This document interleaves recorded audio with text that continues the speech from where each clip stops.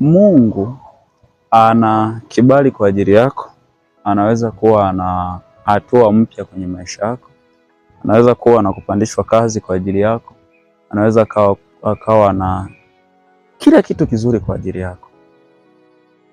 Sasa pale unapokuwa umepata vile vitu vizuri ambavyo Mungu yuko navyo kwa ajili yako, alafu umevipata chini ya ushawishi wa Shetani, hilo huwa ni kosa baya sana ambalo madhara yake lilikuwa linafumua mfumo mzima wa hatima yako. Mfano, nasema kwamba ili upandishwe cheo kazini, Mungu anaweza kuhusika kumfanya mtu mpaka akapandishwa cheo kazini. Lakini vipi pale mtu atakapopandishwa cheo kazini ametoa rushwa? Rushwa inaweza kuwa rushwa ni rushwa ya ngono, inaweza kuwa ni rushwa ya nini, ya fedha, inaweza kuwa ni rushwa ya chochote.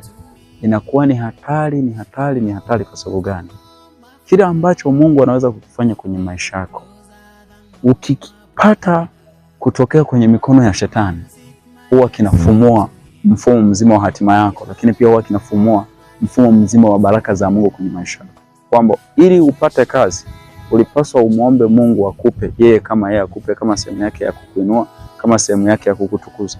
Leo ukaipata kwa kutoa chochote, kwa kutoa rushwa ya chochote, kwa kutoa chochote, unakuwa umefumua mfumo mzima wa baraka zako.